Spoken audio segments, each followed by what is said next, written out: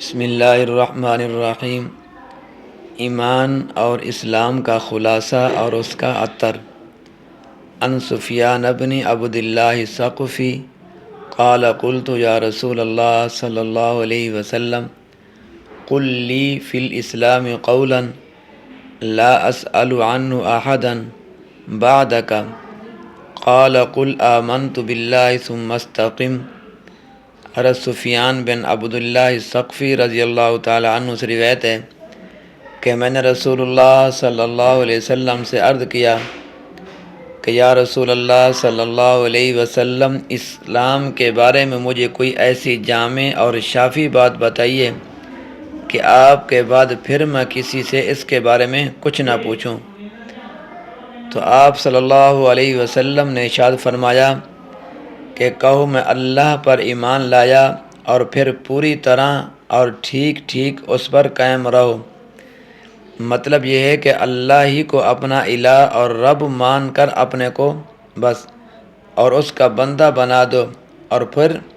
اس ایمان اور عبدیت کے تقاضوں کے مطابق ٹھیک چلنا اپنی زندگی کا دستور بنا لو، بس یہی کافی ہے۔ یہ حدیث جوامع الکلم میں سے ہے کہ رسول اللہ صلی اللہ علیہ وسلم کے جواب کے ان دو لفظوں میں اسلام کا پورا خلاصہ آ گیا ہے کہ ایمان باللہ اور اس پر استقامت ہی اسلام کی غرض اور غایت ہے،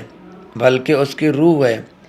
ایمان باللہ کا مطلب تو کتاب کے بالکل شروع میں حدیث حضرت جبرائیل علیہ السلام کی تشریح میں بیان کیا جا چکا ہے، اور استقامت کے معنی ہیں بلا افراط اور تفرید اور بغیر کسی کجی اور انحراف کے اللہ کی مقرر کی ہوئی صراط مستقیم پر قائم رہنا اور ہمیشہ اس کی ٹھیک پیروی کرتے رہنا۔ گویا تمام اوامر اور نواہی اور جملہ احکام خداوندی کے صحیح مکمل اور دائمی اتباع کا نام کیا ہے؟ استقامت ہے، اور ظاہر ہے کہ بندوں کے لیے اس سے آگے کوئی مقام نہیں ہے۔ اس لیے بعض اکابر صوفیہ نے بھی فرمایا ہے الاستقامت خیر من الف کرامہ، یعنی استقامت ہزاروں کرامتوں سے بہتر اور بالاتر ہے۔ بہرحال استقامت وہ چیز ہے کہ اس کی تعلیم کے بعد کسی اور سبق کا لینے کی ضرورت نہیں رہتی، بس وہی انسان کے لیے کافی ہے۔ قرآن مجید میں بھی کئی جگہ انسان کی سعادت اور فلاح کو ایمان باللہ اور استقامت سے ہی وابستہ کیا گیا ہے۔ ان میں سے ایک آیات یہ ہے ان الذین قالوا ربنا اللہ ثم استقاموا فلا خوف علیہم ولا هم يحزنون اولئک اصحاب الجنۃ خالدین فیہا جزاء بما كانوا یعملون۔ بے شک جن لوگوں نے کہا کہ ہمارا رب اللہ ہی ہے اور ہم اسی کے بندے ہیں، اور پھر وہ اس پر مستقیم رہے، تو انہوں نے کوئی خوف اور خطر نہیں، اور نہ ان کو کوئی رنج اور غم ہوگا۔ وہ سب جنتی ہیں، اپنے اعمال کے بدلے میں وہ جنت ہی میں ہمیشہ رہیں گے۔ اسی طرح عن تمیم الداری ان النبی صلی اللہ علیہ وسلم قال الدین النصیحۃ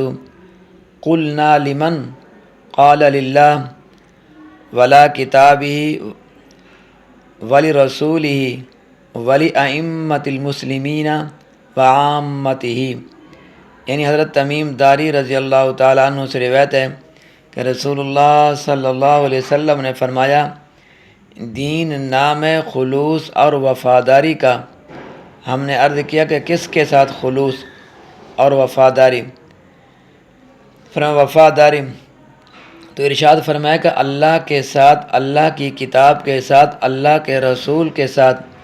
مسلمانوں کے سرداروں اور پیشواؤں کے ساتھ اور ان کے عوام کے ساتھ۔ یعنی یہ حدیث بھی جوامع الکلم میں سے ہے۔ امام نووی رحمہ اللہ نے لکھا ہے کہ کل مقاصد دین کو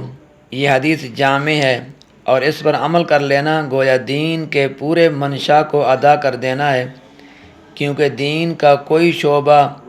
اور کوئی گوشہ ایسا نہیں جو اس حدیث کے مضمون سے باہر رہ گیا ہو۔ اس اجمال کی تفصیل یہ ہے کہ اس حدیث میں اللہ کی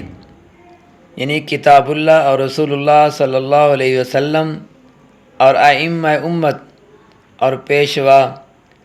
اور عوام اور مسلمانوں کے ساتھ خلوص اور وفاداری کو دین بتلایا گیا ہے، اور یہی کل دین ہے، کیونکہ اللہ کے ساتھ اخلاص اور وفاداری کا مطلب یہ ہے کہ اس پر ایمان لایا جائے، ممکن حد تک اس کی معرفت حاصل کی جائے اور اس کے ساتھ انتہائی محبت کی جائے اور اس کی اطاعت اور عبادت کی جائے اور اس کے ساتھ کسی کو شریک نہ کیا جائے اور مالک اور مقتدر جانتے ہوئے اس سے ڈرا جائے، غرض پورے اخلاص اور وفا کے ساتھ عبدیت کا حق ادا کیا جائے، اور کتاب اللہ کے ساتھ وفاداری یہ ہے کہ اس پر ایمان لایا جائے اور اس کا حق عظمت ادا کیا جائے اور اس کا علم حاصل کیا جائے، اس کا علم پھیلایا جائے، اس پر عمل کیا جائے۔ اعلیٰ حضرت رسول صلی اللہ علیہ وسلم کے ساتھ خلوص اور وفا یہ ہے کہ ان کی تصدیق کی جائے اور تعظیم اور توقیر کی جائے، ان سے ان کی تعلیمات اور ان کی سنتوں سے محبت کی جائے اور دل اور جان سے ان کی پیروی اور غلامی میں اپنی نجات سمجھی جائے، اور ائمہ مسلمین یعنی مسلمانوں کے سرداروں اور پیشواؤں، حاکموں اور رہنماؤں کے ساتھ خلوص اور وفاداری یہ ہے کہ ان کی ذمہ داریوں کی ادائیگی میں ان کی مدد کی جائے اور ان کے ساتھ نیک گمان رکھا جائے، اور اگر ان سے کوئی غفلت اور غلطی ہوتی نظر آئے تو بہتر طریقہ یہ ہے کہ اس کی اصلاح اور درستگی کی کوشش کی جائے، اچھے مشوروں سے دریغ نہ کیا جائے اور معروف کی حد تک ان کی بات مانی جائے، اور عام مسلمانوں کے ساتھ خلوص اور وفا یہ ہے کہ ان کی ہمدردی اور خیرخواہی کا پورا خیال رکھا جائے اور ان کا نفع اپنا نفع اور ان کا نقصان اپنا نقصان سمجھا جائے، جائز اور ممکن حد تک، اور مدد سے دریغ نہ کیا جائے۔ الغرض